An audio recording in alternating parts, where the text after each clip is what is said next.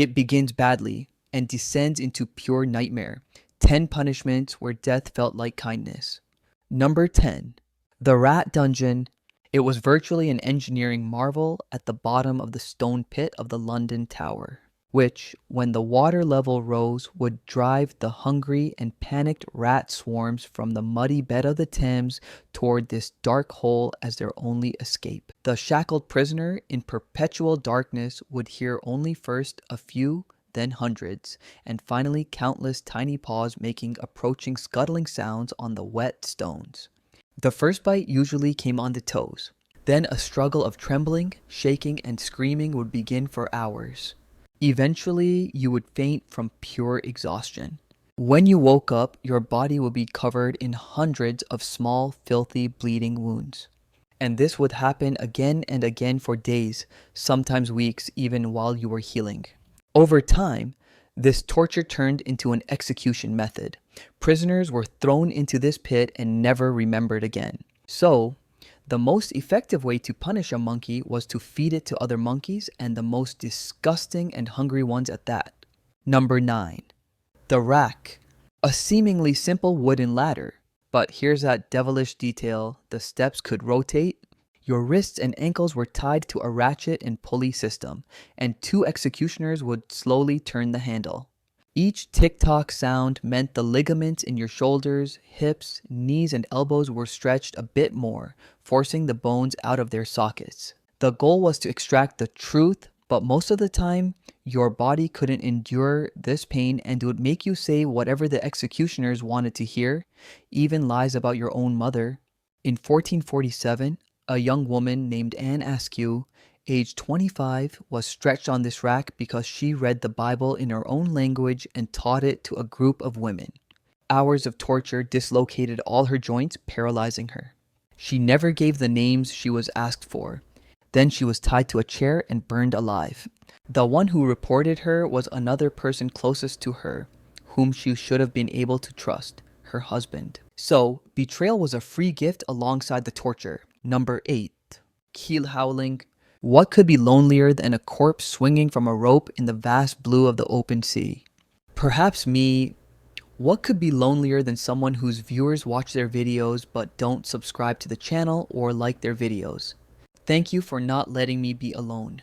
This punishment was invented for those who violated maritime rules, stole, or incited mutiny. Your arms were tied, a rope was looped around the entire circumference of the ship and then tied to your feet. Then, you were thrown into the cold water. The crew would pull the rope, dragging you under the ship's sharp keel and along its barnacle-covered sides. Most of the time, you would drown. Sometimes the keel would break your spine.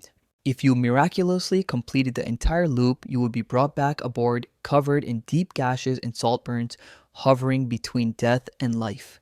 If you lived, you became a walking warning sign, a subject of ridicule. So, the price of the crime was beyond physical destruction.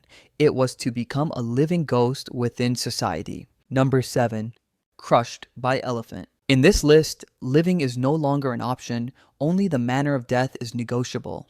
This method, still used in 19th century India, was applied to a wide range of people, from tax-evading peasants to random prisoners chosen to relieve the emperor's boredom. It was a public display of power. The quickest and relatively merciful one was having your head crushed like a watermelon on a stone block. The worst one was being laid flat and having an elephant slowly walk over you with all its weight. Often the first pass wouldn't kill you, so a second or third would follow. The most disgusting was when a specially trained elephant would break your limbs one by one with almost surgical precision.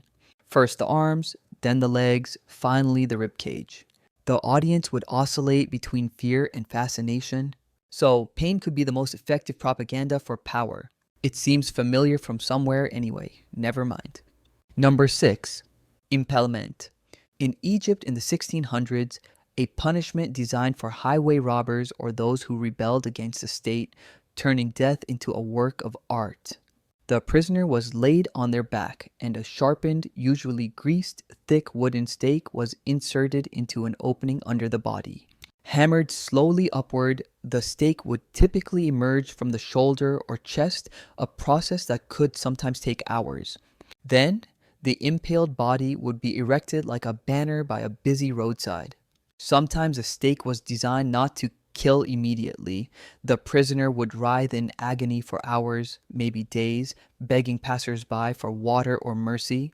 So, the way to teach society a lesson was to force it to witness its neighbor's long and vocal death. Number 5. The leather sack. Latin for punishment of the sack. In Rome and later in Germany, a punishment rich in symbolism reserved for those who killed their own family members. The killer was placed in a sturdy leather sack, so they wouldn't be lonely. 4 companions were added: a dog, a rooster, a viper, and, yes, a monkey.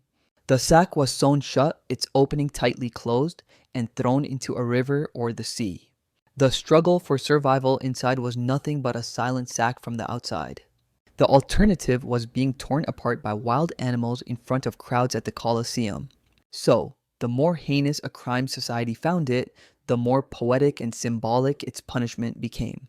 Number 4. The rat bowl and tube. One of the dirtiest, most vile ideas the human mind has conceived to break another mind. In 1568 in the Netherlands, a leader named Diederik Sonoy used an earthenware bowl for punishing rebels. A live rat was placed inside the bowl, its open end pressed against the prisoner's stomach or groin, and then the outside of the bowl was heated. The panicking rat would find its only escape route by burrowing into the human's flesh. Even worse was the rectoscope method used by the military junta in 1970s Argentina. A metal tube was placed on the prisoner's anus and a rat was inserted inside. The tube was heated and the rat, trying to escape, would start digging forward into the prisoner's intestines. Questions were asked during this. So, torture was not only physical, but also about reaching the pinnacle of humiliation. Number 3. Gibbeting, human cages. In England, a practice formalized by the 1752 Murder Act. Murderers were either to be publicly dissected or left to rot in gibbet cages. These cages were human-shaped, so tight the prisoner inside could barely move.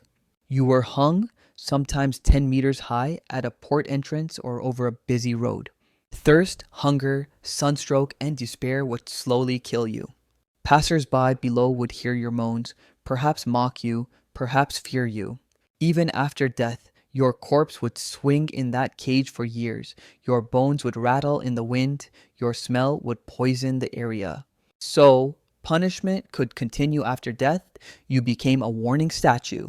Number 2. Scaphism and the boats. In the ancient Persian Empire, the art of slow, natural abandonment to death deemed fitting for murderers or traitors. The prisoner was tied on their back between 2 hollowed-out boats or in a single boat with the arms and legs dangling outside. Force-fed milk and honey, their entire body was then smeared with this sweet, sticky mixture. The boat was left in a swamp or stagnant pond. The sun would heat the mixture, attracting flies, wasps, and ants. The same mixture caused severe diarrhea, which attracted more insects and rodents. Wolves and birds would come. The same feeding and anointing ritual was repeated daily, prolonging the prisoner's death for weeks. Historians write of one prisoner surviving a full 17 days, his body beginning to be eaten from within by worms. So, the most merciless torture was using nature itself as the executioner. Number 1. The Oubliette dungeon. This word, meaning to forget in French, was the name of one of the most terrifying psychological weapons beneath medieval castles.